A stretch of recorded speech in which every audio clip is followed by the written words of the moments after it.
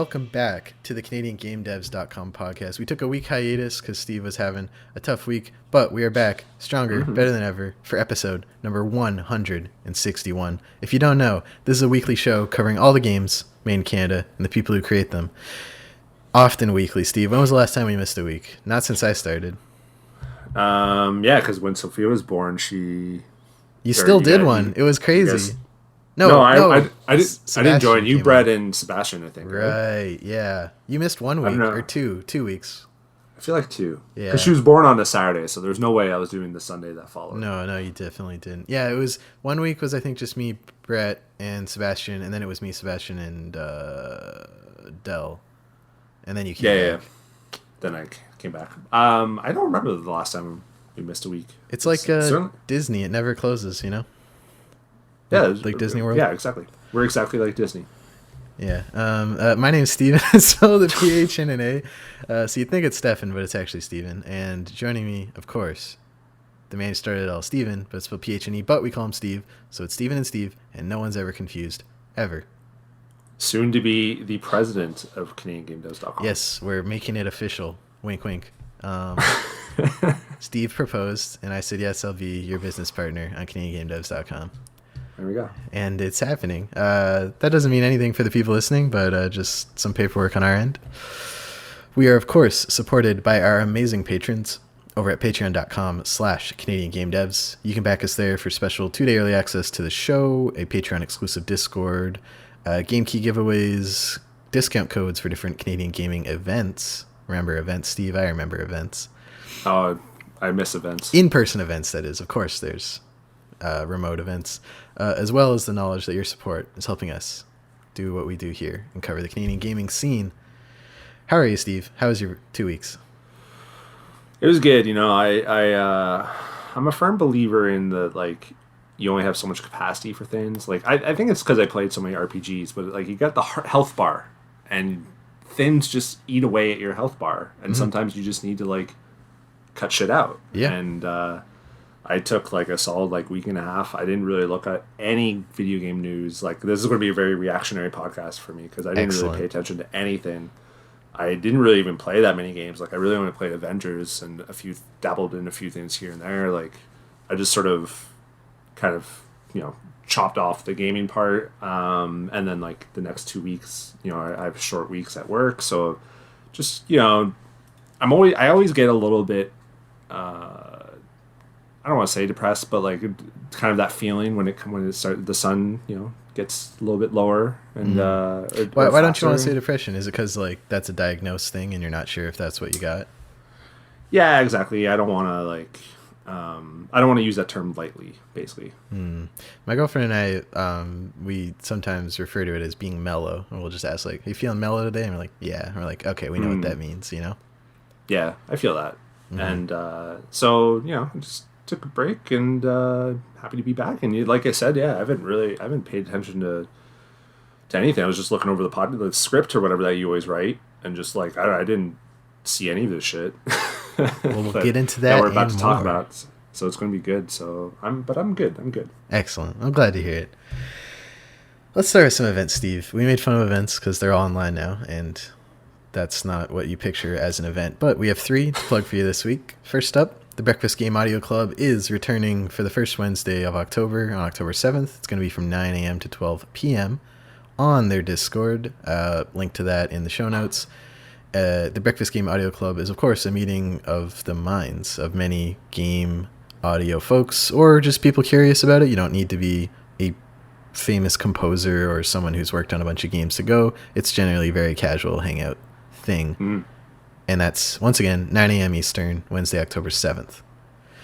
And Steve, you've gone to 1, right? Or 2? I went to 1 on the Discord because it's always like, Breakfast Game Audio Club. So it was always like in the morning during the weekday when I would work, so I could never make it.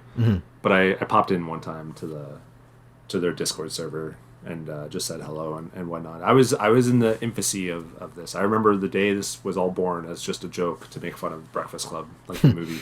Yeah, I think you've made. I keep forgetting that's a movie. Yeah, it's a great movie. It doesn't hold up that well, but in terms of this, like what's appropriate and what's not appropriate. But it was a great movie. I saw it a couple years ago for the first time, and I wasn't like rolling away, but I was like, oh, I recognize all these from The Simpsons and Family Guy and stuff. Yeah, exactly. It's very prolific. Yeah, both of it, and 16 Candles is too. Like both. I haven't seen that one. Movies. It's not as good. Okay, good. I probably won't watch it then. But it's good. You enjoyed hanging out with the game audio folks. The audio nerds, yes. It's audiophiles, what they're called, like cinephiles. Yeah, sure, whatever. I never liked that because it sounds too close to another file that is not a good thing, but file just means like big fan of, which makes me think the other word needs to change, but whatever. Next event, Dirty Rectangles Online, is, of course, coming back. Another speaker session a week after this Wednesday's event at Wednesday, October 14th, 8 p.m., twitch.tv/Dirty Rectangles. They got lots of speakers coming. Let me run through some of these names, see if anyone tickles your ear pickle, you know what I mean? Tom _Ree, a part-time game designer and full-time artist, will be talking. DeGabe Agenda, maker of video games and liker of juice. Liam Suave, composer for Witchwood, a game we've previously featured on Wishlist this, as well as one of the organizers of Dirty Rectangles. Gav, Toronto level and narrative designer, former 3D artist. Adam Cave Roberts, aspiring game designer, certified comic wizard, and the Silver Spooky Guy, creator of Neofeud, native Hawaiian, social worker, teacher, cyberpunk. And Megan Byrne, former interviewee of this show, said you should check it out just for Silver Spooks talk, because they are an indigenous Hawaiian game developer and have a very interesting perspective on the game dev scene. So that's interesting. Nice. Check that out Wednesday, October 14th, 8 p.m. Eastern Time, twitch.tv, Dirty Rectangles. And lastly, DMG, Toronto Dames Making Games, is putting on an October Game Writers Circle and Social Thursday, October 29th at 6:30 p.m. Eastern. It's, again, don't need to be a prolific game writer or like someone established in the industry. They're very open and welcoming. They just want you to come hang out. Even if you don't have anything you've written that you want to show off, you just want to listen, you can check that out. Information in the show notes. Any other events we should... I don't know what I'm going to ask you, because you just admitted to not paying attention to anything for 2 weeks. So yeah, I honestly, I don't know. The DMG, the Damage Labs thing, is that what's? Are we past the? Where are we at for that? I want to give a hype up to. Yeah, I want to give a hype up to the Damage Labs thing, but I don't know where. Because I know there was like a. Yeah, there was like a time limit or whatever. They extended it because I think they were trying to get more people in it, and let me see. They emailed us to get us plugging it. Hey, wait, I can just go to their Twitter quick. And I think they were looking for more people signing up, so that's why. Yeah, from their Twitter, it's at Damage Labs on Twitter. Let's see. This email says applications are open now until September 30th. So might have closed. Might have closed, but let's check on the Damage Labs Twitter account. Man, they got some top tier people behind this. Yeah, for sure. The program kicks off November. Oh, the deadline was extended to October 14th. October 14th, there you go. You have 2 more weeks, depending on when you're listening to this, to get your pitch in for Damage Labs, a new initiative to help elevate game developers and designers and creative types who are from more marginalized backgrounds that aren't usually seen in the games industry. The top of their site here, I'll just read. Too few studios are led by queer and gender marginalized people, which means power, capital, and content continues to be controlled by people with a narrow band of identities and experiences. The son of the Ubisoft CEO, cough cough. Our mission is to eliminate the barriers to starting and sustaining game studios owned and led by marginalized creators. So with this fund and backing from a lot of top tier talent like the Canada Employment and Social Development Investment Readiness Program, Canadian Women's Foundation, and other developers across the country and world, they are going to provide counseling, they're going to provide support, and they're going to fund the development of your game. Big stuff. October 14th. That'd be cool. I'm excited to see what comes out of that. I found a thread this week from Pixels Montreal, and they talked about a few games in their fund currently that's in development, which I actually found one for Wishlist this in there. But they are very excited about some upcoming games, including that other one that won the Ubisoft Indie Series by National Bank, Kitten Cup Studio. Also got funding from them, which is cool. Nice. All right, Steve. 2 studios we're plugging jobs for on the site this week. Canuck Play, hot off the heels of Doug Flutie's Maximum Football 2020. Still looking for several roles: a full-time senior Unity game developer, a full-time Unity game developer, a character technical animator, and a 3D modeler. All of these roles are at their Peterborough studio. Competitive salaries for candidates are available. Alpha Channel in Toronto is also looking for some talent to fill out the team on their next project. If you are a gameplay designer, level artist, level designer, technical artist, gameplay programmer, or AI programmer, you definitely want to check out Alpha Channel in Toronto. They have an exciting upcoming project they're looking to fill out the team for. Show notes will have links to both of those job listings on our site. I don't know why I don't plug the show notes more. I put everything in the show notes, links, hyperlinks, everything. So I know it's very like formatted nicely and legit. You. Yeah, I try to model it after the podcast. I like, because a lot of times though, I've also started putting like a table of contents in. So with time codes, and you just press the time code and it skips to that point in the podcast or on YouTube. So if people are like, I just want to hear the news, or I just want to hear the events, you can just skip right to whatever you're looking for, which I don't know if anyone uses. So if you do, let me know. That's it for the jobs and events. Now we're going to move into the prime rib of the show. I like to make the steak analogy, which might be not as funny the 20th time, but that's okay. I'll keep making it till it's just dead. Of course, Steve, Doug Flutie's Maximum Football 2020 is out now on PS4 and Xbox One. They had a rough launch. They admitted to some technical issues with PlayStation where the game wasn't going live when they were told it was going live. I was following that a bit on Twitter. So, step your game up, PlayStation. You're ruining this for us. But the launch on Xbox seemed to be smooth. They don't have codes yet either, so they're trying to work with content creators. As they get codes, they will be sending it out to get people playing the game and showing it off to the rather ravenous Maximum Football community, Steve. They have some hardcore fans. There was an NFL wide receiver replying to one of their job listings, and he was like, contact my agent. I want to work with you guys. So that's cool. I saw that. I was just like, holy shit. Like I know we've real said this recognizes a few times. real, Steve. They got a lot of momentum going forward. Like it's pretty cool. And shout out to my friends at the 55. They do kind of in the same vein that we do, where we're trying to hype up Canadian made content. They try to hype up like the Canadian or the Canadian university kind of. I think they focus on football because my buddy is a football coach. Now, you mean like real football or European football? No, real football. Okay. And they're called. It's at the 55 is like the podcast and stuff like that. And they interview like university students and stuff like that. And so they're recreating the season because the season was canceled because of COVID. They're recreating it in Doug Flutie's Maximum Football. So I love that. I've been following that on Twitch and stuff like that, and they're just kind of slowly trying to build up the rosters and all that stuff. So pretty cool. It's out now. PS4, Xbox One. Free upgrade for Series X confirmed. They said they're really trying to get it for PlayStation, but it's, again, waiting on a lot of stuff from Sony, who doesn't seem to have their shit as much together as Xbox does this time around. So if you bought it on Xbox One, you'll be able to fully upgrade to the Series X and take advantage of all that new tech for free. Which PlayStation isn't even doing with their games, so whatever. Can't you... I forget, because it'll work on PS5, right? Because it was released after August or whatever. But but it won't take advantage of any of the dope features. Right? Whereas Xbox natively just boosts everything through the tech they've got going.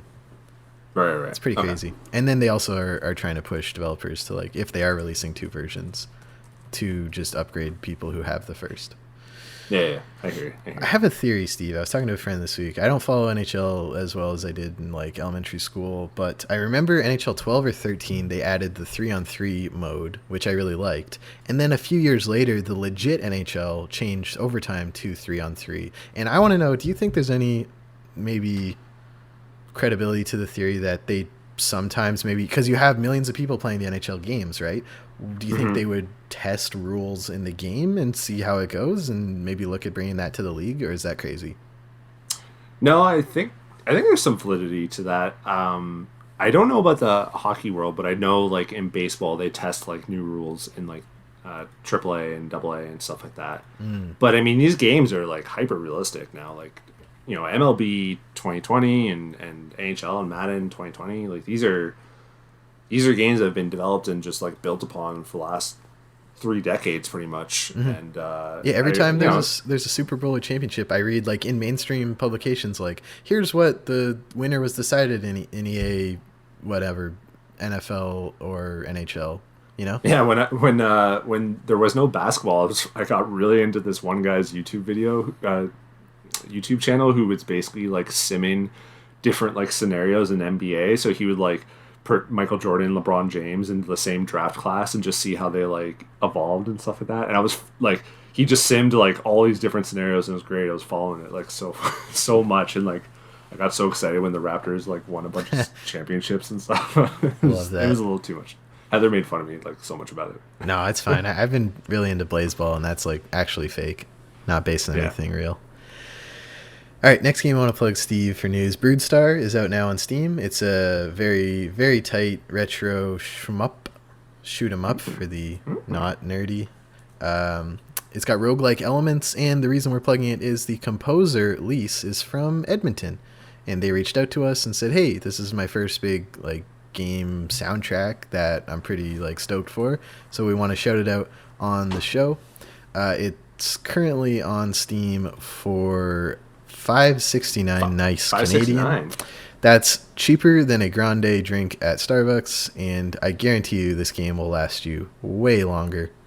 It's only got positive reviews. I scrolled down. This person said, for $5, this game is a steal. Clearly a ton of love put into it, and I'm very excited to see how it evolves as they continue to work on it. Oh, it's also in early access. Didn't mention that. I should have up front, buried the lead a bit. They're going to take about 6 months from now, which is November, December, January, February, March, April 2021 to finish it up. They're going to add a bunch of stages, enemies, bosses, modules, more features, more stage modifiers for the procedure generation, and overall make it a more polished and complete experience. So if that sounds interesting to you, do you like shmups, do you like roguelites, do you like both? Check out Broodstar with some dope music. I listened to it on Bandcamp for a bit from Leiss in Edmonton. What do you think looking at the Steam page, Steve, if you're on it? Yeah, I'm on it. It's awesome. It's already on my wish list. Did we do it? We did it, yeah. But the news is just that it's out. Yeah, I hear that. It's got gifts, too, which you always want. Always. Now, I thought this was a common thing on Steam, but maybe I'm wrong. But I thought they usually had a release where it's like you could buy the game, or you can buy the game and the soundtrack together. Is that not like... so the soundtrack's not on Steam yet, but the soundtrack is on their Bandcamp. Leiss.bandcamp, Leiss.bandcamp.com. They said the official soundtrack has been submitted for Steam approval and will go live in a few weeks. If you want to go ahead and purchase it, it's currently available at that URL. Nice. Okay, cool. Well, I added to the wish list and $5 for what looks like a pretty good shmup. I like shmup, Steve. And that's essentially what Cuphead is in a way, and people don't like that. They like to get nitty gritty with it, but it's a shmup. It's a shmup boss rush, and because they're going for like Contra and stuff. Shmups I don't like it when it's like crazy just shit all over the place, and it's really like muscle memory that you have to kind of memorizing boss patterns and stuff.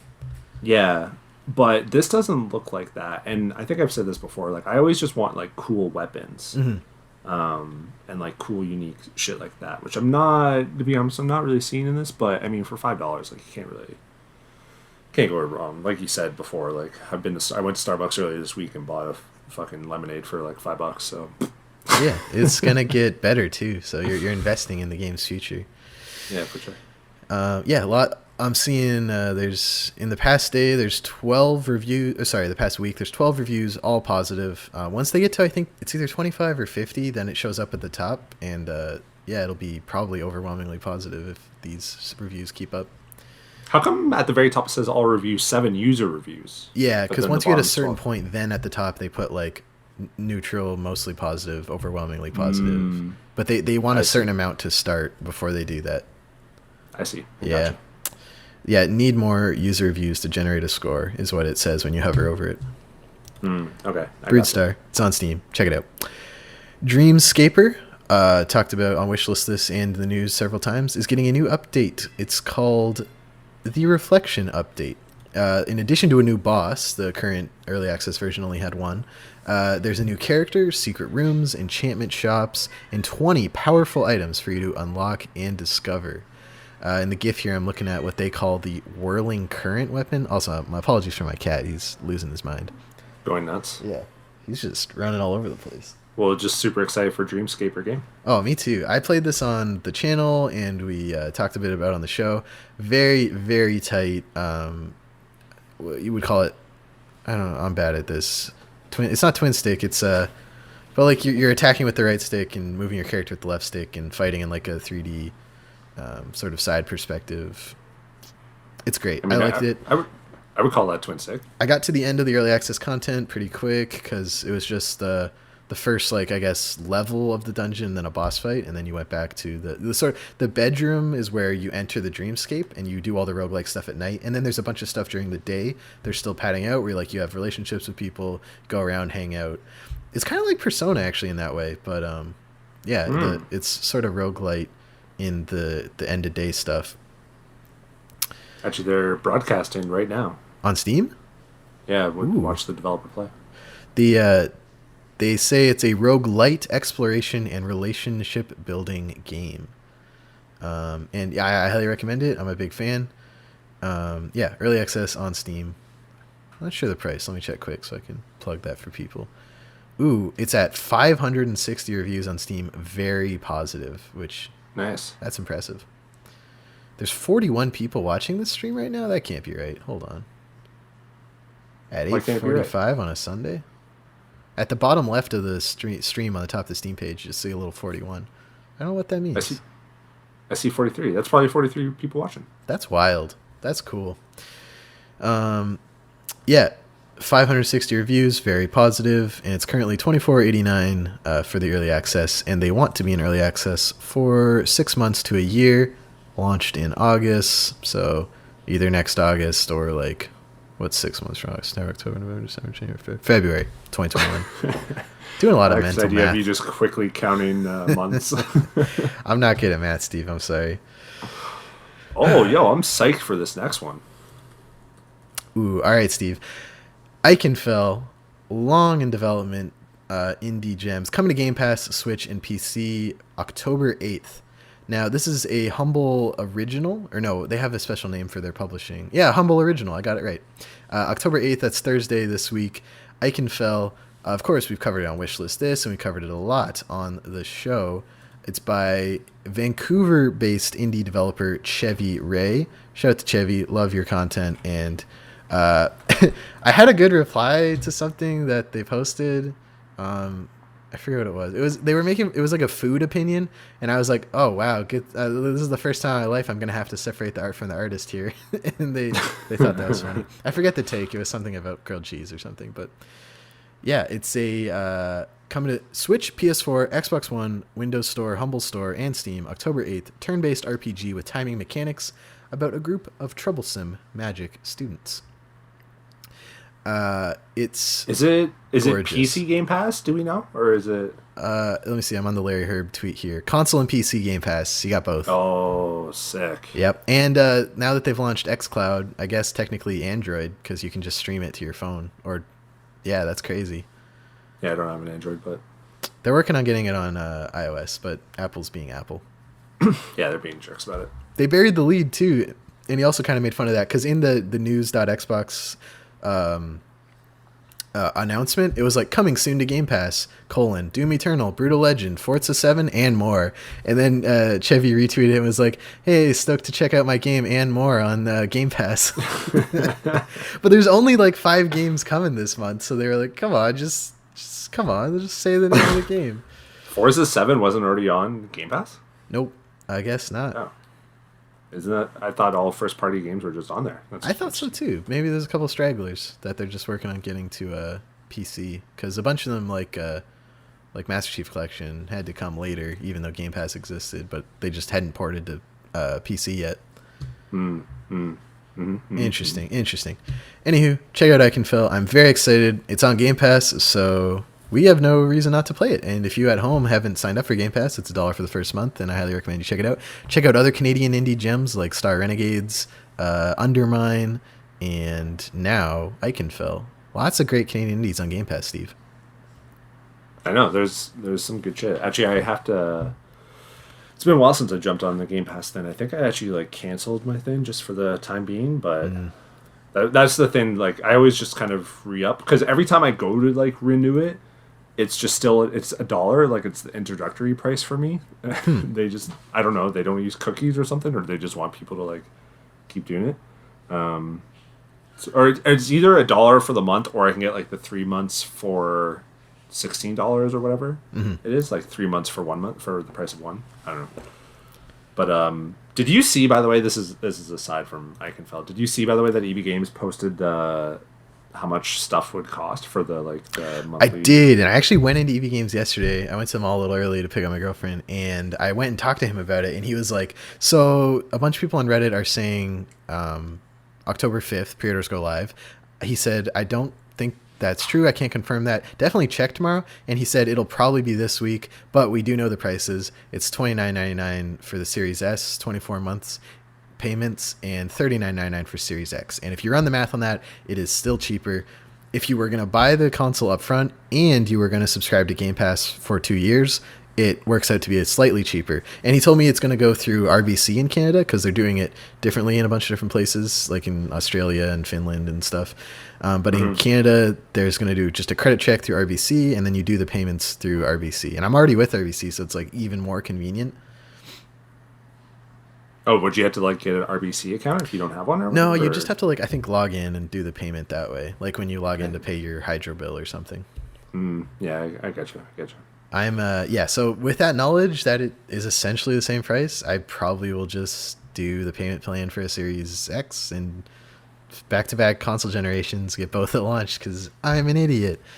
Get 1,000 bonus EB Edge points too. True. Once you hit a certain point, they just automatically level you up to Onyx. And that's probably what will happen to me this time, because the last time I got Onyx was when I got a PS4 and Xbox One at launch.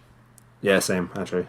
So, yeah, I had to make sure I do that. And I have some Amazon money. I want to see if I can get a game that way. I'm worried, and he said they don't know if you'll get it delivered or if they'll be able to give it to you in store if you do the payment plan. And the reason I wanted to do Series X through the payment plan is because I'm so confident that my PS5 is going to be like 1 or 2 weeks before I get it, because shipping during COVID is absurd. And I'm not like upset about that, like that's the way it happened, but I wanted to get I want to get one of them like the day of, just get that launch day hype. Yeah. Oh well. But yeah, that's exciting. Full disclosure, I have GameStop stocks, by the way. What is the actual like symbol, or like they have like a name that's not like GameStop, right? No, it's GameStop Corp is the thing. So GME is their like stock symbol in the US. Huh. Like they're like, it's a US company, so they're traded on the New York Stock Exchange, whatever. Well, so it was a Canadian company until they were acquired. EB Games was the Canadian one, GameStop was the American one, right? And then GameStop bought it, but they kept the EB Games name in Canada, I think. Yeah, or there was a few GameStops in Canada that turned into EB Games. I remember there was one in Guelph I used to go to, and suddenly it was EB Games.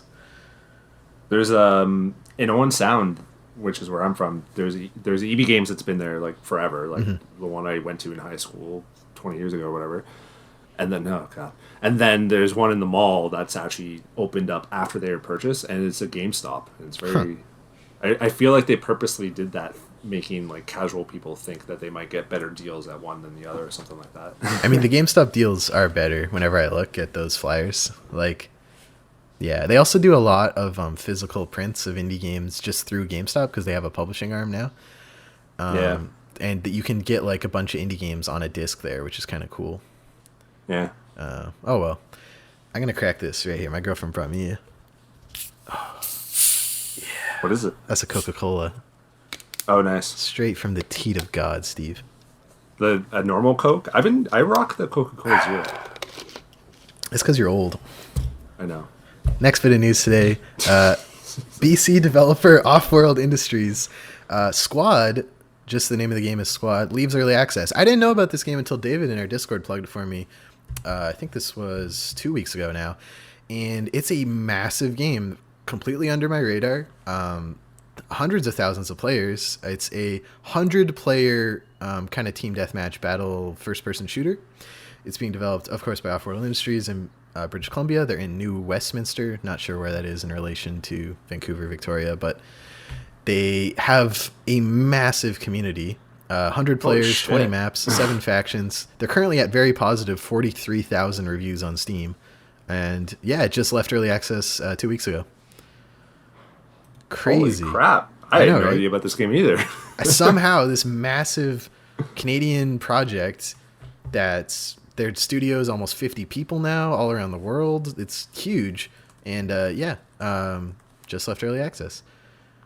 Ooh, I bet there's some good funny reviews for this one. Let me see here. All right, the top funny review is... Oh, it's based off Project Reality mod, which I guess was like an army... Yeah, their website said that it started as like a fan project of like a mod of another game and sort of spiraled out, which like happens for like that's how PUBG started and other like indie games that were like Half-Life 2 mods and stuff. Yeah, it was a mod. It started off as a mod as Battlefield 2. Huh. Which is kind of crazy. This one's kind of funny. It's like, in quotations, "Hey, squad leader, can we get a rally point down?" And then the next quotation is like a bunch of Chinese characters. And it's like, "Roger that, squad leader." That's funny. This one is, "I followed a 14-year-old into battle, squeaky voice and all. Actually, one of the best squad leaders I've ever played with. 8 of 10. We'll follow squeaky voice again." That looks good. "I left the intro volume too loud and now my dog has PTSD. American Foreign Policy Simulator. Ooh. All right, let's leave it on that one. Squad, it's out now. Steam. You can pick it up for $50 total looks like. Of $54.99 with the soundtrack or $49.99 without. I wonder what it was in early access. Maybe it's better. We don't know. Yeah. All right, 3 more for us to plug here, Steve. Toxicant from friend of the show, Adam in the Discord, Snug Sound on Twitter, and Cosmocat is the name of the studio, has just released a big update for their Roguelite survival horror game. This update adds 3 new creatures: the toxic spider, mutant fish, and tentacle monster. There's also several new features like a new damage type, toxicity with a green overlay, adjustable mouse and gamepad sensitivity settings, improved player punch hit detection, various lighting, visual AI, and level generation fixes, as well as loads of audio fixes. To celebrate the update, the game will be 20% off for the entire week, October 5th to 7 days after that, which I guess is the 12th. So if you've been holding out, there's a new big update. It's 20% off for the next week. You should check it out. I got to listen to Cosmocat's talk at Atlantic Game Dev, or Game Dev Atlantic, and it was really interesting. Mm-hmm. And we've been talking a bit in the Discord, which I really appreciated listening to him talk about his experience playing Spelunky 2, because Spelunky the first was a big inspiration for a lot of his work, and Toxicant, of course, being a roguelike. It's been cool listening to him talk about his experience with Spelunky 2 in our Discord, and I'm asking him if he thinks it'll be if there's any inspiration he's drawing for this game. And it was an interesting conversation. If you want to have interesting conversations like that, you should join our Discord. 2 more to plug, Steve. Clan O'Connell, previous Wishlist This feature, has launched a Kickstarter. This is from Toronto-based indie studio Hit Grab Game Labs. They are currently at 61 backers, 3,200 out of 3,800 Canadian goal, but there's 30 days to go, so don't sweat it. They were a Ubisoft Indie Series selection from a few years ago. Quote, "Clan O'Connell is a visually stunning action platformer set in Hibernia, a land rich in Celtic myth and lore. Teamwork is everything as you take control of 3 O'Connell siblings by the way of bow, blade, and fist. Reclaim the crown crown of the stag before the mother of demons plunges the world into war, and restore harmony between mortals and the fairy folk." Bunch of tiers here. Looks like the digital copy comes at the $10 level, and there's still early bird prices for that. That's 10 Canadian to guarantee a copy of the game. And then let's see. They always have some fun ones later down. At $16 Canadian, you get a T-shirt, your name in the credits, as well as a bunch of credits, super credits, which is for their other game, Mouse Hunt, which I think is a free-to-play game. Ooh, next level, you get a second T-shirt into the Discord with a special role. At $30, you get 3 digital copies into the Discord, as well as all the previous tiers. What's the big one? Let's go to the big one. There's always a fun big one. If you pledge 250 Canadian or more, you get to join the team in their monthly end of month gaming get together. A Clan O'Connell drinking mug, stoneware, digital copy of the game on Steam, all the T-shirts, original artwork signed by the entire team, a digital copy of the soundtrack, the in-game Hall of Heroes at the top of the credits, the Discord updates, all that stuff. There's 5 left, so a bunch of people have bought it already. And the estimated delivery is February 2021, so... Hey, that's before Sea of Stars. That's right. Why are you laughing at that? Because the game's so far away. It's so funny. Like, I know. No one knows what the world's going to look like in March 2022. You're deluding yourself. That's just say 2022. Like, you have no idea. Unless they like... I don't even know... We don't even know what the world's going to look like when the fucking PS5 and Xbox Series X comes out. There will literally be an entire U.S. election between now and when the consoles come out. Yeah, that's crazy. That's true. There will be the election will happen in the few days before the first one comes out, the PS5.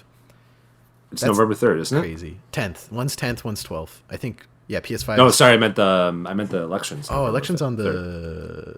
It's on the 3rd. Holy moly. We're less than a month away, bro. Yeah, first Tuesday of November is every 4 years. Oh, man. That's... Crazy times. But if you want to check... And I actually got to play Clan O'Connell at EGLX 2019. I was there demoing a game with the studio I work at. And they were actually the booth neighbors next to us on our left. And I went over, tried all their games. They had another one I really liked. It was like sort of a top-down Hotline Miami style game, but it was like a battle royale where like the map closed and you were kind of 2D shooting it out with people. It was really cool. And I also checked out Clan O'Connell, and it is very reminiscent of other platforming beat 'em ups like Drink Box's Guacamelee, and that's a good thing. If there's anything we can say about games similar to that, we really enjoy them. Yeah, the art style looks pretty cool, and actually, yeah, I was trying to pin it on something because it did look familiar, and I do get the Drinkbox vibes from it. By the way, Drinkbox Studios like teased something. They posted those eyes, and they're also redoing all the team photos and like their special in-house style. It's really cute. Something big's coming from Drinkbox, Steve. Still a little ways away though. That I tweet was like July 28th, so it's been over 2 months since that. So I mean, they hired up big. They recruited Gabby Dorenzo, artist on Super Crush KO and Mortician's Tale, and they got a couple other programmers. So they are staffing up for this project. Very exciting. Also very excited about this game. What is this? This is Scottish? Yeah, this is Scottish, right? Celtic. So that includes Irish too. This kind of game that like... Yeah, I think it's Irish. I just think of Celtics, like the basketball team. The font for like their headers is the same font as the like opening book in Shrek. Fun fact. I'm almost 99% sure. And my heritage in quotes, I'm like 6th generation Canadian, but like if you go far back enough, it's Irish. So I'm always like slightly interested in things like that. Last bit of news today, Steve. Star Wars Rogue Squadron from EA Motive Montreal is out. It's on Xbox, Steam, Epic, and PS4. And on PS4, it supports PSVR fully out of the box. On Steam, it supports all the major VR headsets. I don't know if Epic has VR integration or if it'll just go through the game. Can't confirm. But yeah, if you want to get it cheap, here's a pro strat, Steve. At any point in the next month, if you add Rocket League to your Epic account, they give you a $10 coupon you can use on anything priced over $20. So just take $10 off any new game, essentially. So it's free to add Rocket League to your Epic account, and then you just get that $10 coupon. So if you were thinking of getting Squadrons that way, or any of the other new AAA games coming out on Epic in the coming month, that's just a free one. You can have that one. Tuck it in your little savings corner. Thank you. I appreciate that. You're welcome. It's getting pretty good reviews too. Actually, I meant to. People are loving it, Steve. In our Discord, especially. Shout out to 3Keen sharing all the VR screenshots. Yeah, apparently VR. This game is just dope. Like, I've heard. Oh man. Although I'm a little shocked to see that the user review score is still pretty low. It's 4.9 on Metacritic. I've seen some performance issues, especially on the console versions, which is a bit of a bummer. And this low quality game with politics instead of gameplay and technical features. Politics are in the Star Wars game. Politics in this game about overthrowing a pseudo-Nazi empire in a intergalactic conflict with a diverse cast of characters who represent. That reminds me of the guy who tweeted at the Rage Against the Machine person to say, like, stay out of politics. Dude, the name of the band. I know.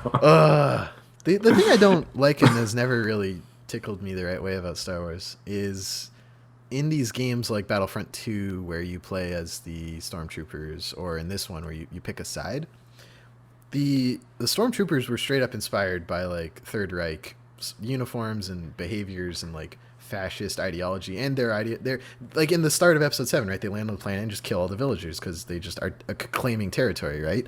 They are a straight up fascist organization, and it always feels weird to me when it's like, ooh, do you want to play as the rebels or the empire? Like, one of these people is straight up doing genocide and the other one is trying to stop that, and it's just, I don't know, it feels weird to me. I know that's a very not dumb, but it's like not a common thing to bother you about a game. It's like in World War II games when you would play as the Allies or Axis, and just like, yo, we know we're Nazis. Like, yeah, that's so weird. Like, it's I don't know. It's something else to think about. But so the top 3 the top 3 latest. Actually, no, this is most helpful. So the most helpful reviews on Metacritic is let aside the identity politics. What does that mean? That means should be nothing. Named SJ Wars. That means nothing. Propaganda, corporate wokeness with more money spent on diversity than fixing bugs. What does that mean? That doesn't mean anything. All politics are identity politics. You identify with a politic and you work with them. It's an entirely meaningless term. Like the greatest franchise of them all, married with once again by identity politics. Identity politics. I kind of want to get it now just anything. to see. I know. I just want to. Now I kind of want to get it just to see what the fuck they're even talking There's about. There's probably like some of these black character or something, and some of these are legit. Where it's just like there's bugs and VR supports. There are performance issues I've seen on Twitter. Maybe I'll wait then. They also didn't launch full price, which is interesting. It's $64.99 Canadian physical and $54.99 Canadian digital. Yeah, and I thought that meant that the single player would be really, really short or something, but apparently it's not. It's still like a legit 7-8 hours or whatever. I've heard 7 to 10 on a few podcasts I listen to. Yeah, so I mean, that's a good length for a AAA game, in my opinion. I know, and it's $50. And there's no microtransactions. Like you want to just ask like, what's the catch? But maybe, I know, right? There might not be a catch. Like 81 on Metacritic right now. Like that's a really solid score. Like it's not like the game's. I guess maybe it has some issues, but it doesn't seem like it's overly broken. 78 on PlayStation, and Xbox One doesn't actually have enough reviews on Xbox. Yeah, I feel like people are going for that VR experience on PlayStation. Yeah, I wish I had my VR back. No, you don't. You're gonna get the nice new one whenever they announce it. Yeah, maybe. Who knows? But yeah, EA Motive in Montreal. Good work. Looks like if you're pissing off people who make those kind of reviews, I'm all for it. Yeah, I mean, I'm really actually just more interested to know like what people have an issue with. Like, this is a series that had to like introduce a black character because they didn't have any black characters in the first movie. Like. But they, of course, took those black characters off the posters overseas because don't want to. Oh, did they do that? Don't want to upset the Communist Party of China. They did that to Finn? They did that to every white character on the poster. Oh, really? I didn't know. I was referring to episode 5. The what's the Lando? Yeah, Lando. Like Lando is in like because episode 4 has no like people of color at all. Yeah. So they're like, okay, except for the Darth Vader, I guess in a way, and then they they're like, okay, we need Lando in here, and then I don't understand when people get upset about like there being diversity in things. I'm like, don't you want like what do you do when you look out and when you go to a mall and you look around? Do you get mad at there being probably diversity? Steve, they probably do. Look at all these people existing. I know, so it's very. It's always strange to me, but I mean, I want to play it now. Yeah. Well, I wanted to play it before, but now I'm intrigued. You had what's the meme where it's just like you had my interest, but now you have my attention or whatever. I know the one you're talking about. All right, that's it for the news this week. Lots of big Canadian games, both AAA and indie, coming out. Big updates to some early access titles, and I'm very excited for the next coming months, Steve. I think 2020 is coming around if certain political developments go away we think they will. But let's move on to Wishlist this, Steve. Of course, this segment of the show is where I highlight 3 upcoming Canadian-made games that Steve has to add to his wishlist right now. This segment was inspired by Brett and Steve when I started on the podcast, would just wishlist things as they talked about them, and then sometimes straight up buy and download them. And so I thought, let's make it into a full thing, because we are all behoven, I think is a word I can use, to the mighty Steam algorithm. I'm going to check now because I don't want to just throw out words here and lead the people astray. Behooven, it's 2 O's, and it means to be necessary for. Yeah, we are all. Nope. Wait. Yeah, okay, it works. Don't worry. Don't think about it too much. So I have 3 games I want to plug for you, Steve. First up, Guild of Ascension by Wild One Productions in Montreal, Quebec. This game's coming out February 2021, very soon. Quote, Guild of Ascension is a tactical action RPG with roguelite elements, mixing turn-based combat with real-time action combo system. Craft weapons, learn skills, befriend critters, encounter bizarre creatures, and fight giant bosses in your ascension of the tower.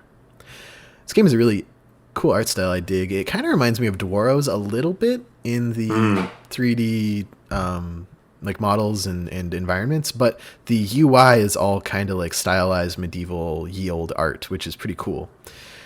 Tags are action roguelike and tactical RPG on Steam. Those are the top ones currently, and they have GIFs in the Steam page. What more can you ask for? What do you think? Looking at the Steam the page, battles are on like a checkerboard. Yeah, it's turn based.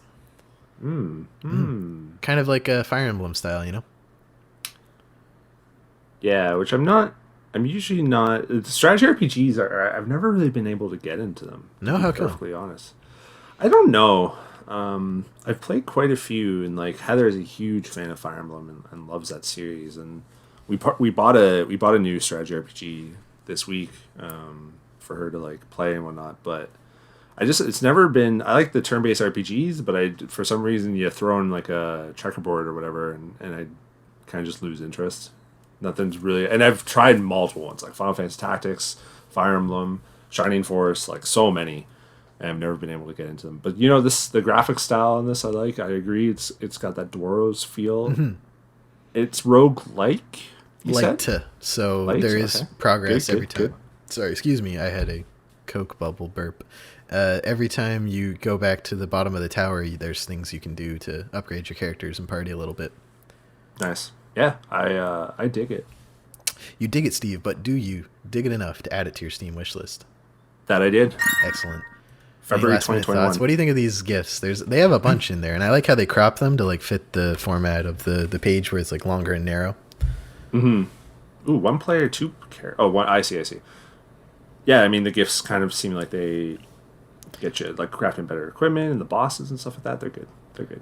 It looks good. I just am not, and they got I always appreciate the GIF to show you where to like wishlist it. Yeah, me too. But the strategy RPG is not always my cup of tea. So yeah, I beat one of the Fire Emblem games. I think it was Fates or whatever the one before the Switch one. I beat that one on 3DS, and it's never been my thing either. Into the Breach, everyone raves about, but that's because it tries to like kind of flip it on its head, where it's like really small, quick levels rather than sort of big battles. But this feels similar to that, where it's these you're going up to a bunch of little turn-based fights on this tower, and every like match looks like it takes place on a rather small grid, almost like Into the Breach, but with the like back-to-back roguelite element of the encounters. I haven't played Into the Breach. You might have it on Epic. It was free on there. But yeah, it's given me that kind of vibe, but with the Doros art and obviously sort of medieval bow, sword, heavy attack. Oh, you know what? I actually downloaded my first Epic game thing. Which one? Roller Coaster Tycoon 3. Dude. I haven't had a chance to play it yet, but it's the only one that I've actually like downloaded from the store, because I never actually played 3. I played 1 and 2, and I played 1 like a lot. I didn't really play 2 that much. I played 2 a lot. I got in. We were talking about this in the Discord. Those like Cheerios cereal box. Yeah, boxes, I remember buying it as a like in Res. There was like a little store at the bottom of my like residence in university, and I bought it there, and I was like, "Yo, this is sick! I need cereal and I need a video game." So, so good, so good. Okay, wait. So you said on Epic Games, if you add a game, you get $10. What game? Add Rocket League just came out.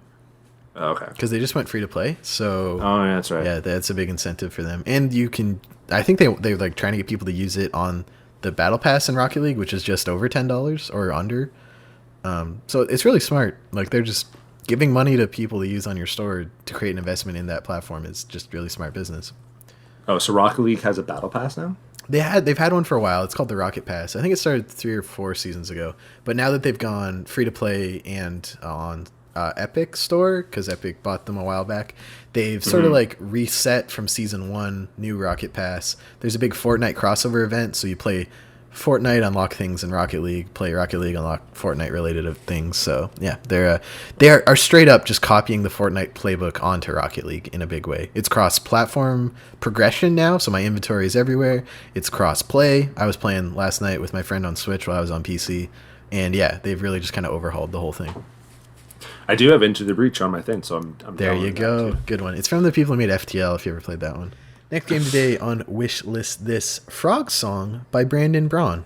All we know is they're from Canada. It's releasing autumn 2022, which is after Sea of Stars. And it's coming out on Steam, confirmed, hopefully other platforms. But they have a demo you can check out. Read the Steam description quick. A heartfelt adventure where it's okay to be small. That's the whole Steam description. It's got that like side view, kind of like Dreamscaper in a way. Perspective, go around, beat stuff up, collect stuff. It's a little action indie RPG game. Your life bar appears to be tadpole or like lily pads. Yo, this shit's adorable. It's very adorable. And this is like 2 years left in development state, so you know it's only gonna get adorabler, I think. Like look at the last GIF on the Steam page here. There's like that giant frog just chilling with the little frog and their heads are bopping. Oh yeah, love that. It's a demo too, so yeah, you can check out a demo, and they have full controller support at the moment. You can follow them on Twitter. It's just at Frog Song Game, no caps. And Brandon Braun is at Broadnork. Great name. Nice. Yeah, pretty cute, pretty fun. And Steve, is it on your wish list? Yes, it is. Excellent. Last game today on Wishlist. This doesn't have a wish list, but I want to highlight it because I am so enamored with this game. Venba, with design development from Abby in Toronto, and art by Sam Elkanah, also in Toronto. It's releasing to be determined, but I came across this game on my Twitter timeline. It's a small indie team, just the two of them. You play as an immigrant Indian mom coming to Canada. It's a narrative puzzle game about family, home, and cooking. When Venba immigrates to Canada, that's the mom's name, the recipe book Venba is the daughter, sorry. The recipe book from her mom is damaged in the travel. The core gameplay is about figuring out the missing parts from the recipe and cooking delicious food. They are currently in the process of building their vertical slice to pitch to publishers, but they have a sign-up sheet for their mailing list. So like if they get funding in a Steam page in the future or launch a Kickstarter, I'm assuming they're going to use that list to reach out to people. So I will link that sign up list where I normally put the Steam page, and you should sign up for their mailing list. What do you think? If you click the first, just at Venba Game on Twitter, you can see that thread I linked that has like the GIFs. It's their pinned tweet. They have like a GIF thread as they like break down, or not GIFs, it's actually just videos of the different gameplay as like this is their sort of prototype at the moment. I love the art style, Steve. I really love the art style. It's I'm so bad at describing art. I should like take a class or something. But it's got that almost Florence, like that mobile game vibe. But the characters are kind of like hand drawn and disproportionate in a really pretty way. And it's this immigrant family from India that came to Canada, and I'm assuming it's drawing on the experience of one of the developers who I saw in their profile mentioned an immigrant to Canada.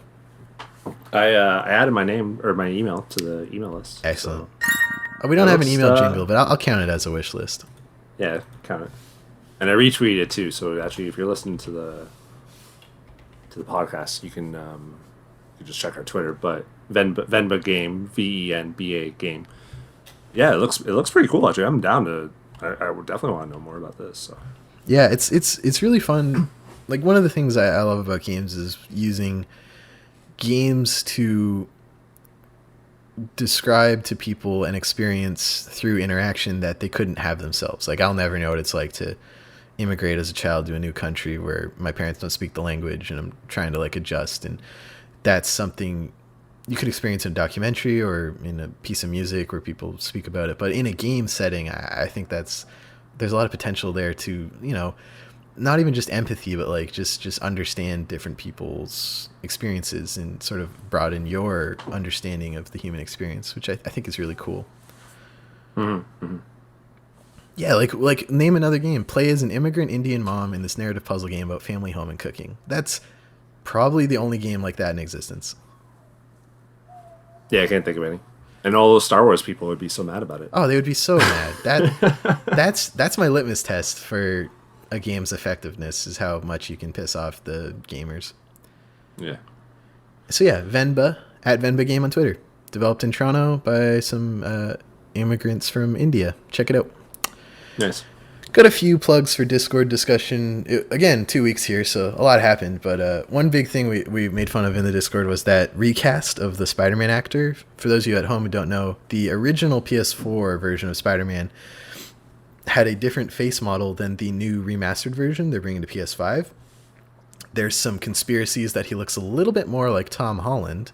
But the main thing that's throwing everyone off, including Steve and I, is he looks way younger than the PS4 version, who is supposed to be 27?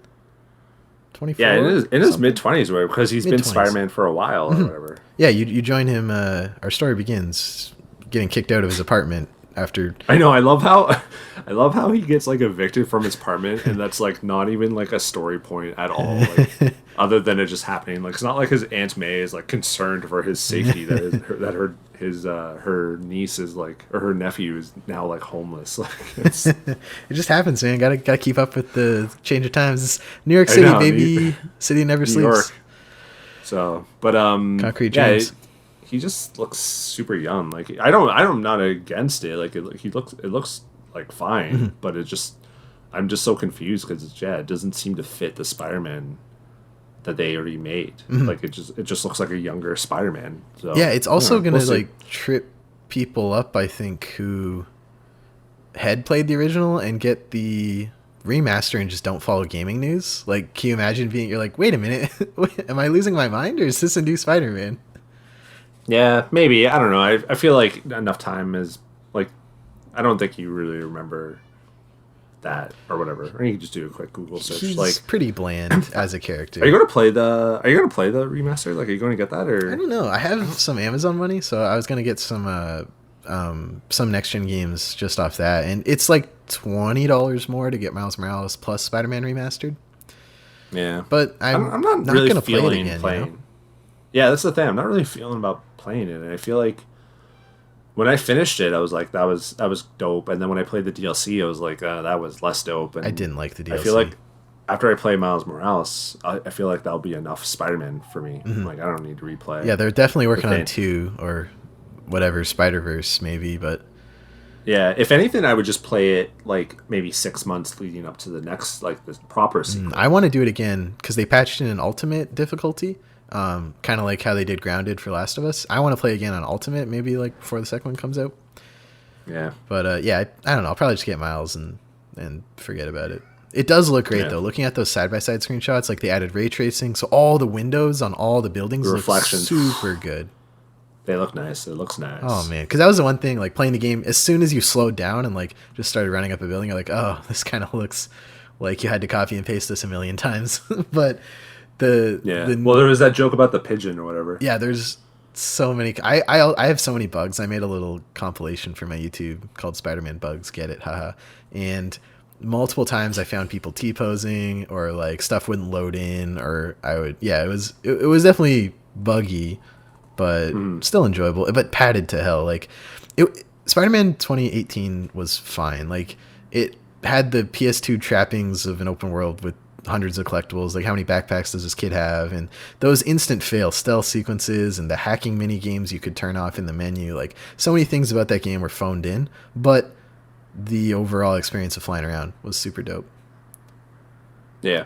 I was less bothered by all the like the pack-in stuff with open world stuff, but I just hate it because like my lasting impression of the game now is just disappointment, because I thought the game was so good and the platinum was like really fun to get, but then the DLC was just so like not great. Yeah, at all. I also made a video about that on my old channel. So now when I like think back about it, I'm just like, oh man, that DLC was just such a grind. Like they should have just. You didn't like Screwball, the annoying challenge phase. I hate that girl so much. Anyway, yeah, that was weird. And if you want to come dunk on it, join our Discord. We also talked a bit about the Cyberpunk delay. They announced in the 6 weeks up to development, the launch of the PS4, Xbox One version. The next gen versions are delayed into 2021. But they announced they're going to do mandatory 6-day work weeks for everyone at the studio. This was reported by Jason Schreier and Bloomberg, who made the contrast between in 2019, CD Projekt Red went to Jason Schreier and was like, there's a lot of bad press about our studio and our work culture. We want to lay out our plans for this game's development to a journalist. And he was like, okay, wrote about how they promised to do no crunch on Cyberpunk 2077. And then almost a year to the date later announced, yes, we'll be crunching very hard on Cyberpunk 2077. So they clearly failed in whatever capacity management had.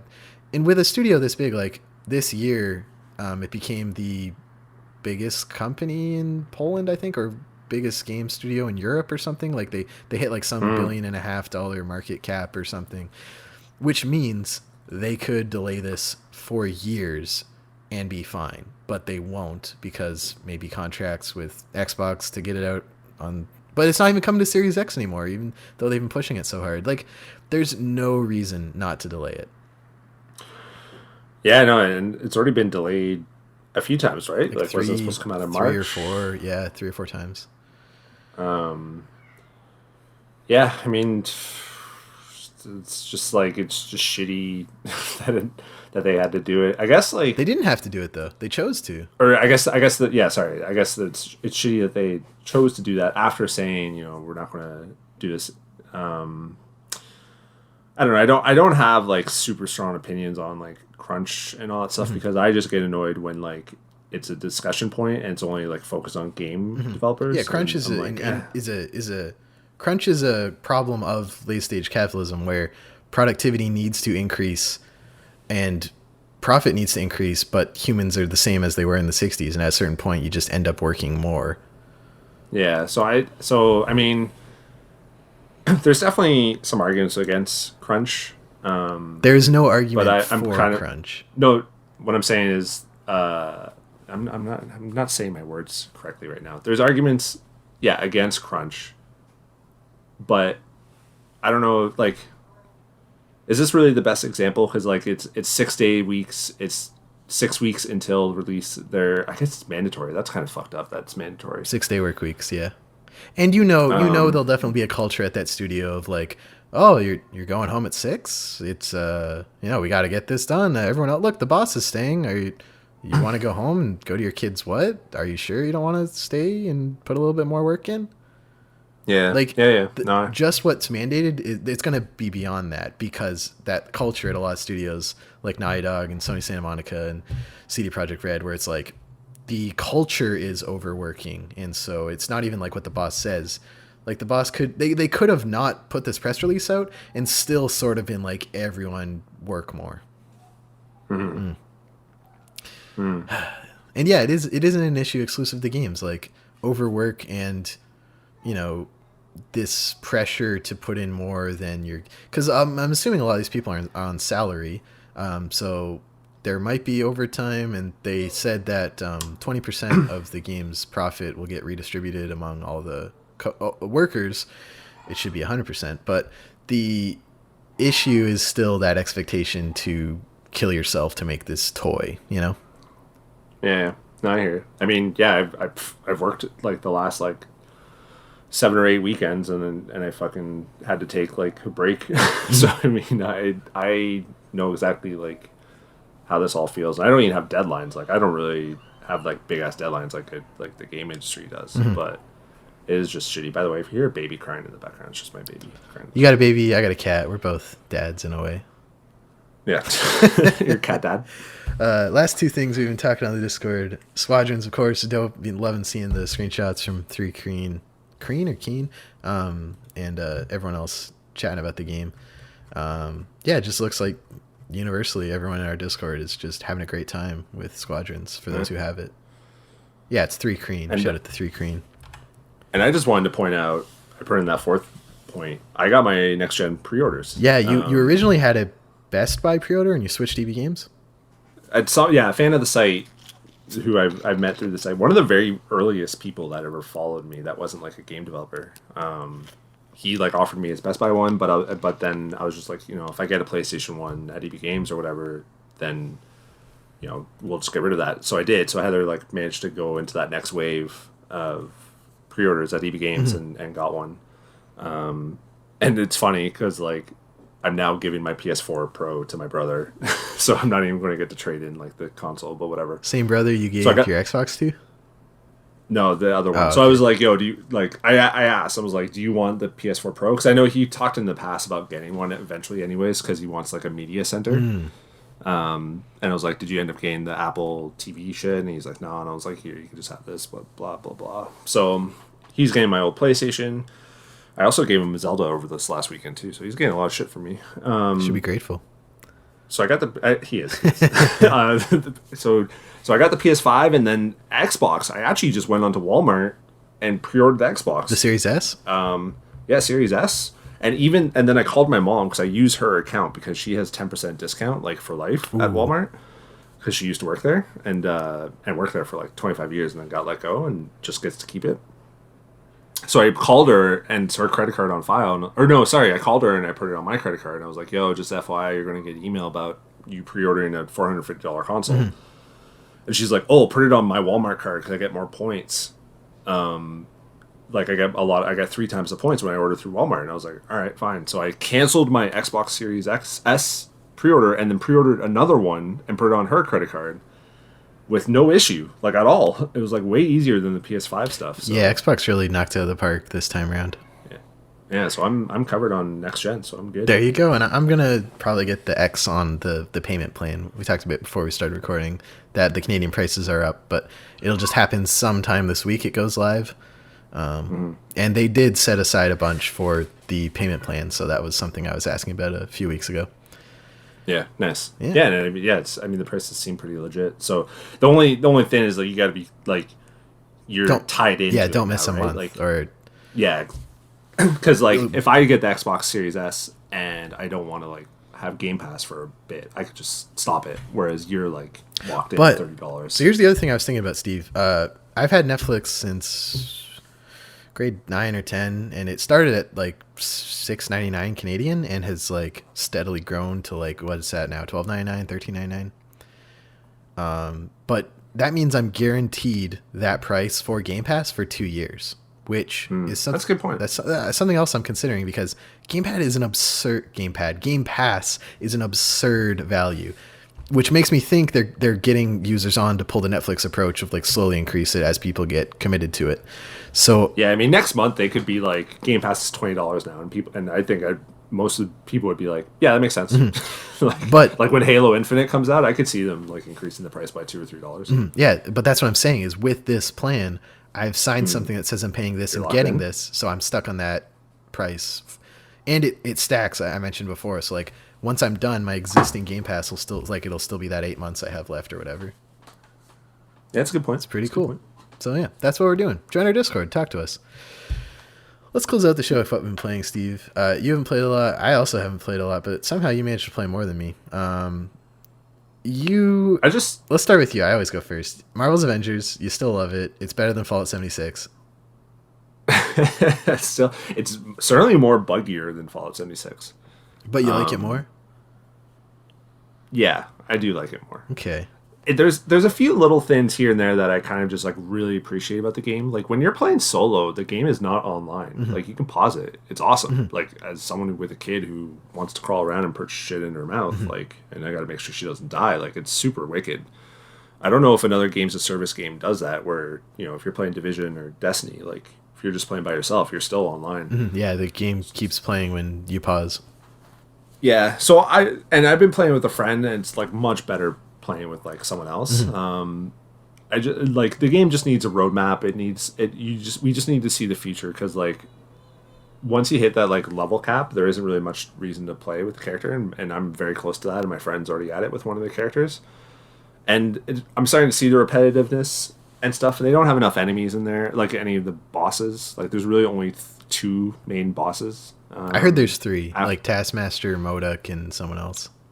Yeah, there's Taskmaster, Abomination, and MODOK. The thing is, like, at the end of the game, in endgame, like, there's no way to fight MODOK again. Like, you don't fight him. So the single player, like, the campaign is actually really sweet. They need to open that up again for people to, like, replay and just get better rewards and stuff, like Destiny does. But so then at the end, it's really just Abomination, Taskmaster. I've killed Abomination like 20 times. So it definitely has issues, and I've been saying this for a while. I think if you're not like crazy about playing it, you could just like wait, especially for some of these like Kate Bishop is supposed to be released this month and stuff like that. But it's pretty sweet, and I haven't had any like game breaking bugs, but I've had a lot of bugs. Like I was playing one. Actually, this could be considered game breaking, but it didn't really matter in the end. I was playing one where I was with 3 other humans.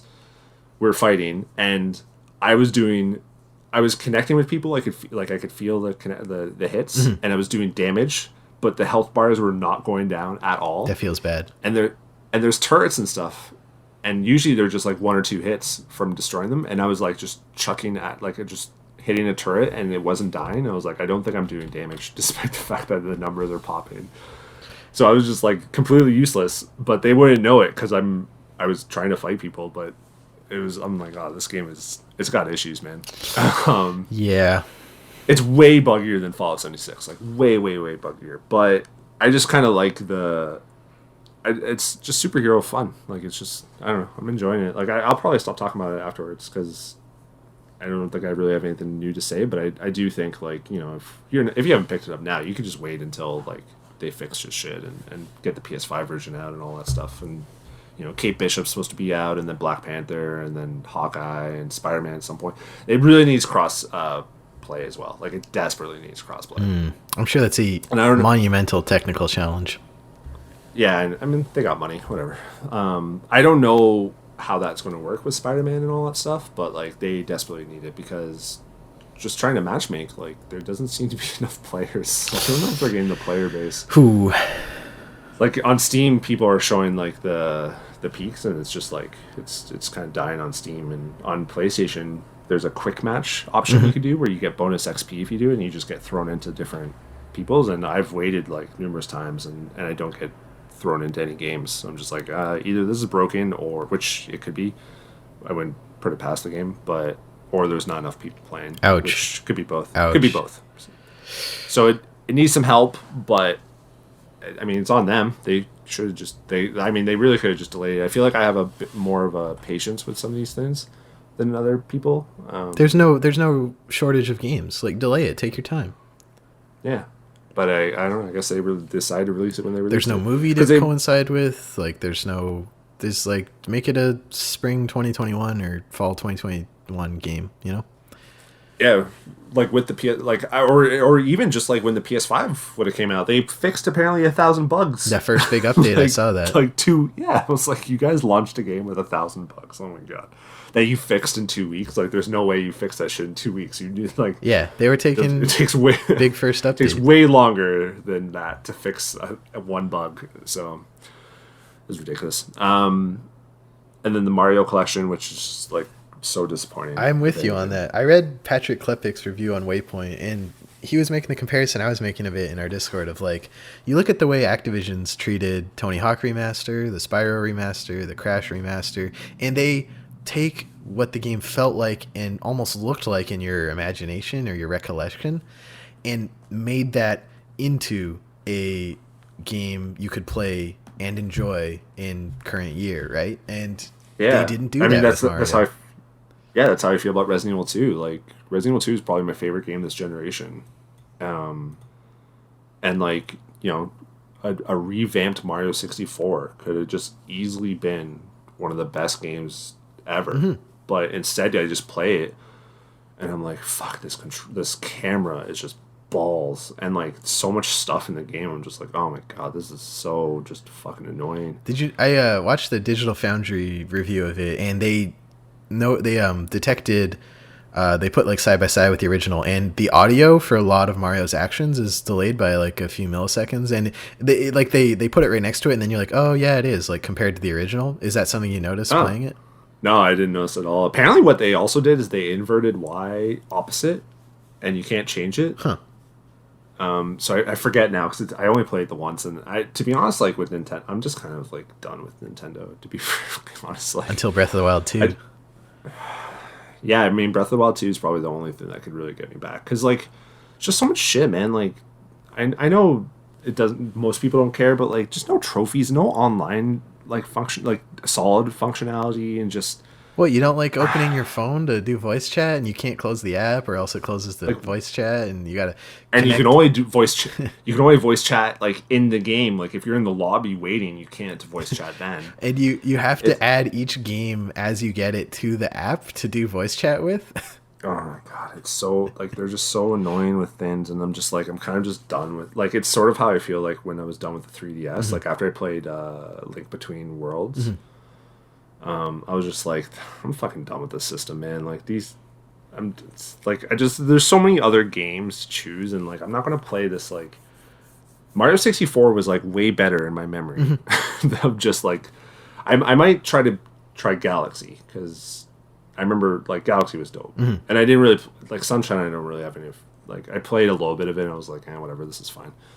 But yeah, I'm just kind of like over them, like, Nintendo, like, until they do, like, and then some of the new stuff they did, like the AR Mario Kart stuff, I don't care about, and, like, Labo was dumb, like, just some of the things that Nintendo's They're doing. Toys, Steve. They're making toys for kids. I know. So it's perfectly fine for me to just be like, fuck it, I'm done with these guys. Like, so, anyways, that's how I feel. Garbage Mario collection. I would, like, I have it sealed because my brother-in-law bought it digitally, so I just, like, download it from his thing, and I have it sealed, and I'm just like, I might just sell this thing now. Like, I don't really want this. Honestly, yeah. So, anyways. I'm on another Discord, and people are talking about it, and someone has just sent me a link to a zip of this 4K 60 FPS PC port of 64 that uses, like modern controls for the camera, where you just, like, move the mouse or stick and the camera just moves with you, and it was really cool, like, playing it at a really high frame rate, widescreen, not 4:3, and, like, it was just, like, I was like, if I hadn't played Mario 64 recently, this would almost be like what it was in my imagination, where it just felt this good to play, and they could have done something like that with the game. Yeah, and I'm kind of done with, like they just ported the whole Wii U library at full price. Mm-hmm. And it's just, Pikmin like, 3, Super Mario 3D World. And it's so annoying because, like, people are shitting on Sony and Spider-Man for doing the remastered, and how they're not giving it to, like, original owners, and they should. Mm-hmm. But, like, people don't do that for Nintendo because they're just like, well, I didn't have a Wii U, blah, blah, blah. Mm-hmm. Like, I'm like, Like Mario Kart 8 was like 3 years in between like the Switch and the. I think it was a bit more than that. Wii U? Was it? I don't think so. Huh. Yeah, I mean, I think both are stupid and sleazy, but it's a lot easier for Sony to just like, do you have Spider-Man on your Sony account? Okay, you get on PS5. Then because there is no like Nintendo account. Yeah, there's really. no like they ditched Nintendo Network after the Wii U, but they still kept it kinda, and then they did Switch Online. Like, yeah, it was a mess. So like Nintendo couldn't do it as easily, whereas Sony could do it really easily. And after that Control snafu, where they accidentally upgraded all the Control users on Steam to the Ultimate Edition and PS4, they like you now know I forgot about that. That it's that easy as flipping a Switch, but that's just a flip the Switch, and they choose not to. Well, it's like when Fortnite had cross play with Xbox. They literally just flipped a Switch, and then but everyone was like, "Sony, you said this can't be done." So Wii U was May 30th, 2014, and Switch was April 28th, 2017. So less than 3 years. Oh man! And Mario Kart is actually probably the better one because they fixed the battle mode. Battle mode. But like Toadstool game, Donkey Kong, like the Fire Emblem JRPG thingy, like there's so many, and I'm like, are you guys going to throw us a bone at all? Like I've bought every one of your fucking systems since I was born. Not that I bought the NES, but. So I'm just like angry at Nintendo. I'm just like, fuck you guys, like whatever. Like as shitty as Sony is with the Spider-Man thing, they're also giving you a shit ton of games in the PlayStation Plus collection that are like going to be updated. So it's like, for $50 a year, whatever PlayStation Plus is, you get like God of War and Bloodborne and stuff. The value king is still Xbox this time around. Like it's not even close what they're doing with backwards compatibility. For sure. But yeah, and then like 100%. PlayStation and slightly above Nintendo, vastly below Xbox. Nintendo's not even in the conversation, really. That's fair. It's just like, here's the same game, full price. And we added an easy mode. Like Donkey Kong. Funky mode. Drive a surfboard across the level. It's just an easy mode. I'm like, you guys are assholes. So, I'm done with I'm just kind of like, whatever. You know what I'm not done with, Steve? Fall Guys? Fall Guys, the best Battle Royale game ever made, probably. Second to Tetris 99, maybe. Double XP tomorrow. Yes, so this is what they're doing. They originally the season was supposed to end today, October 4th, but the season 2 won't start until October 8th, so they're extending the season and doing double XP or fame points or whatever until then, and I'm on the last level, and I looked at it and I was like, holy, 3,500 XP, like it's a grind. And I was like, I don't even know if I can finish this in one day, because I just unlocked it last night, and then I read that tweet and I was like, oh, I have all week with double XP to finish the season pass. And it just like I don't know, it just made me feel really good about the game. Like it was just like a very nice, generous thing they do for the fans while they're setting up this next season. I'm still pretty sure the next season pass will be paid. It might not be, like they haven't released any price or anything. It might just be another free season pass like this one is. And they've certainly made enough off launch to sustain them for several years. But I think they might do like a $9.99 season pass or something, or maybe 2 tiers or something. So I'm cautiously optimistic for Thursday when the next season goes live. But yeah, I've been playing a lot of Fall Guys with my friend Braden, trying to get both of us to the end of the season pass, and it's great. It's so good. The best battle royale. No, Tetris 99, Fall Guys, Apex Legends. I thought Apex Legends. Apex Legends is third. The more I play Fall Guys, the more it's like just the pure experience of Fall Guys. It's the best battle royale to watch and play any age, pretty much. Yeah, it's awesome. It's probably my favorite game this year, to be honest. And then I won a code for Going Under, which is a game from Aggro Crabs, an indie studio in Australia, because they did this. The game is the premise is you're an intern at this stupid Tech Valley startup, and it's kind of like satirizing like Silicon Valley and like investor capital culture and the like. Oh, you love that. It needs to be satirized. It's a fucking joke. And so you play as this intern who's tasked with like cleaning out the basement goblins.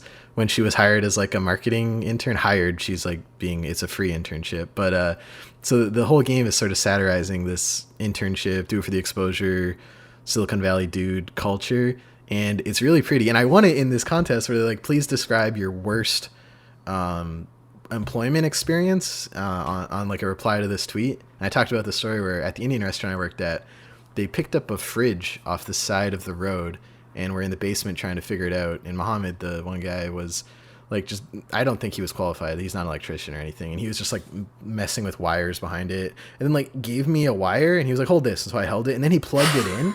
And I swear to God, like my hair stood up. I felt a jolt like in my chest and I let go of the wire and there was this black streak on my hand. And I was like, I think you almost killed me. Like, I'm pretty sure you almost sent whatever the voltage of this fridge is, like through my body, through my hand. Like if that wire was to my chest, it would have stopped my heart, you know? And he was like, oh, I guess it's not going to work. And the fridge disappeared. I am to this day convinced if they killed me in that basement, they would have put me in the fridge and just put it out on the curb. And you would have never heard from me again. It would have been the perfect crime. And oh my God, that's funny. Like I described that in they did a big launch stream where they read a bunch of them and they picked like 3 or 4 to give codes to. And I just got a code and was playing it. It's really good. It's very pretty. The combat is like very small, tight room based, and the things you pick up are just things in the environments like pencil, potted plant, box, mop, and you're just running around, and they all have durability, kind of like Breath of the Wild items, and you're just beating all these monsters to death, trying to get and you have like different quests you get from the other people in the office. They're all very funny. It's a very well written game, very, very on point. I will say it's on point. And yeah, it's just, I don't know, check it out. I like it a lot. In the year of roguelikes that is 2020 going under is another one, and it's very good. Nice. Yeah, that's it for what we've been playing, and that's it for episode number 161 of the CanadianGameDevs.com podcast. Thank you so much for listening. If you want to help us keep the lights on and the site running covering the Canadian game dev scene, you can support us over at patreon.com/CanadianGameDevs. Back us at higher than $1 a month, and we'll put your name at the end of the show like these lovely folks.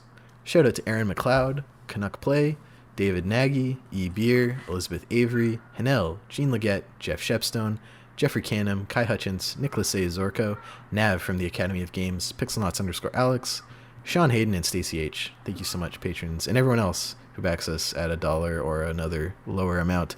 We appreciate it. If you listen on Apple Podcasts, please drop us a review. It's really easy. It's right down there. And if you're not on Apple, we'd love to take your feedback at contact@CanadianGameDevs.com. Good work, Steve. It was a good week back. I'm very happy with this episode. Yeah, me too. It was. I'm just looking at, I haven't looked at the trophies yet for Star Wars. Ooh, does it have a platinum? Squadron. Let's find out. Yes, it does have a platinum. Good. No one has it yet. Seems like complete the campaign on Ace difficulty would be super hard. Yeah. Acquired 50 components for your starfighter. No, even less people have that one. Weird. No one has reached pilot level 40, which I'm guessing is like the online. Multiplayer. Win 10 ranked fleet battles as the Galactic Empire. No one has that. Or very few people have that. Yeah, because don't play as the Empire. They're space Nazis. 0%. Dealt more than 50,000 laser damage in a single match. No one has that. Or wait. Yeah, no one has that trophy. Dude, I have like 5 Fall Guys trophies left. I'm going to get them all except the 5 in a row. Inflatable. One. And that'll be kind of a bummer, but whatever. Yeah, that one. I know. I got to 3. I need the... I think I told you the best I ever did was I won 2, lost in the first round the next one, then won 2. Man. I got to 3. You were with me. It was you, Chris, and me. And I got to 3 and lost in the 4th. At the last round, too. The only other trophy I have that's not level 40 is just win with like a group of 4 or whatever it is. And that one I just like... I don't even care because it's just a bronze. You can get it whenever, too. Yeah, exactly. But if I get inflatable or infallible, then I will then I'll try to get that one. But hopefully they add more trophies for season 2. I don't think they will, unless they do we were looking at the Dead by Daylight trophy list where it looks like for every single update they added a bunch of trophies. So now it's like 2 massive separate files on your trophy list. I know, and on PlayStation it's Dead by Daylight 1 of 2. I'm just like, this is crazy. This game has so much shit in it. I would love it if they did that, because Apex lost some of my friends because they're like, oh, I 100%ed it, and I was like, yeah, but it's still fun, and they're like, no, I moved on to something else. But if you bring people's gamer score to not complete anymore, they will come back to complete it. That's like a guaranteed psychological tactic. I know, it would work on me 100%. I forget what I was about to say, but yeah. Add us on I don't think they'll add to it. Dead by Daylight. I want to play that again because I have such a a bad taste about it because we just had such issues. Connection, yeah. Yeah. I can download it on PS4 because I have it from PS Plus, and we could try it again on the same console. Yeah, we should We should do that. We should. Okay. Because it's also going to get a PS5 update too, isn't it? Did they know? Yeah, and they just added. Well, the crossplay wasn't working for us, but yeah, a bunch of cross stuff through their Dead by Daylight account, which is pretty cool. Like, I would love to like plop $60 in that game, get some of the cooler DLC, like the Silent Hill stuff, and Stranger Things, and the Ash from Evil Dead. Stranger Things, I don't give a shit about, but that's fair. Season 1 was okay. The other two suck. All the Netflix shows, I don't know why this is, but all Netflix shows, we pretty much just watched the first season, except for the fucking Daredevil. Mm-hmm. But we pretty much just watched the first season, and then we're just done with it. Tuca and Birdie, Steve. Tuca and Birdie Season 1, single best season of content Netflix has produced. Tuca and Birdie? Tuca and Birdie. What's that? Tuca, like the first part of Toucan, and Birdie's like the name Birdie. It's an animated show about these two roommates. And it's from one of the artists from BoJack, but it's not that like super depressed, edgy adult humor of BoJack. It's a very wholesome, very poignant story about these two. It's anthropomorphized characters like BoJack as well, and it's these two birds who live together, and it's their life and misadventures. It's good. I also would shout out Hilda, which is another animated Netflix show based on a comic. That's much more kids aimed and oriented, but has a lot for adults, kind of like Adventure Time or Steven Universe or something. Yeah. Those are the only two seasons of anything Netflix has produced that I'm like, oh yeah, that was really good. You didn't like Daredevil? I love Daredevil. I thought that show was dope. When I was in high school, I thought House of Cards was the coolest show I've ever seen because I was a super edgy teenager. I never really watched House of Cards. Now just kind of fuck that guy. Yeah, fuck that guy. And thank you for listening. Find us on Twitter at Canada Game Devs, twitch.tv, Canadian Game Devs. We'll be streaming more soon. I got a bunch in the backlog. I want to play Art of Rally, that game that we said had the best Steam page we've ever seen. Yeah. We got codes for that. We're going to play. Still got to get Rogue Legacy 2 on there, but I assume there's some more updates since launch that make it more stable, so that's probably good. We waited a bit to stream. Lots to play on the channel, so twitch.tv/KingGameDevs. Join our Discord. It's lovely. I enjoy chatting with everyone, seeing the memes. Shout out to David, 3Creen, Snug Sound, all the other usual suspects. You can follow me on Twitter at Stephen Riley. You can follow Steve on Twitter at Stephen L. Crane. Stephen L. Crane 8 on Instagram. Boom, did it for you. Thank you. I asked Fall Guys if there's going to be new trophies for season 2, so stay tuned. Stay tuned. I'm sure they'll. Sure, the millions of replies they get every day, they'll take a peek at that one. And that's it. Thank you so much. Have a good week. Bye.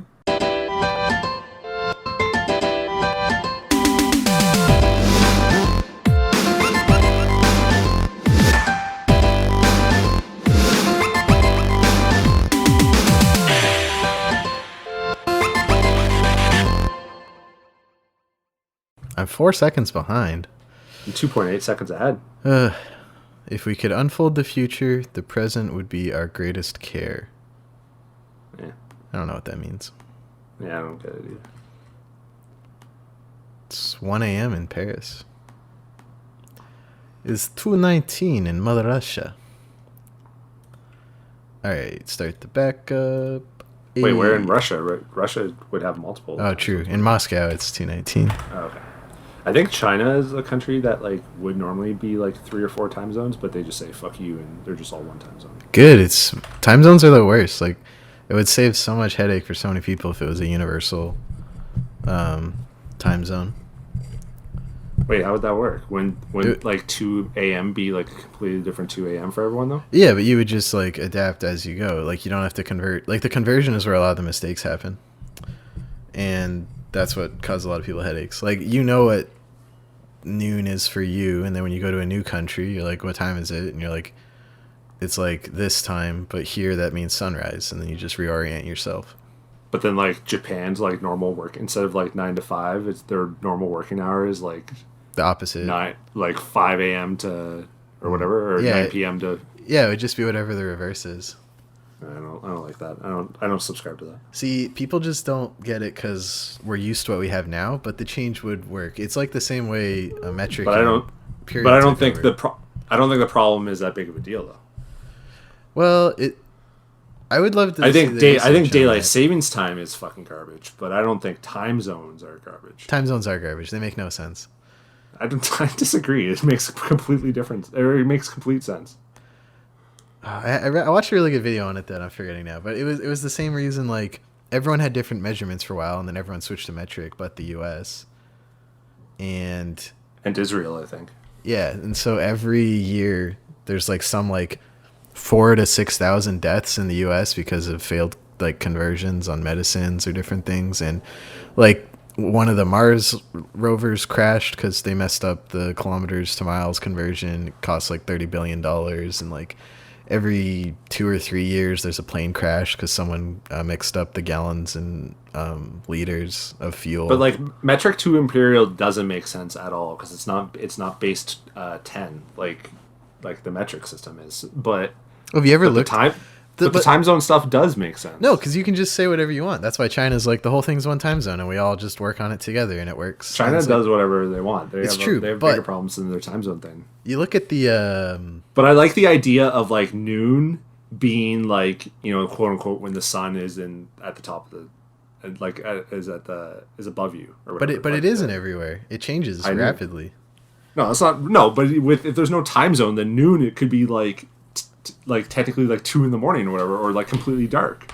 No, because noon in Canada changes drastically by like 3 or 4 hours every year because of the tilt of the Earth. Like our noon already is wildly different compared to where the sun is.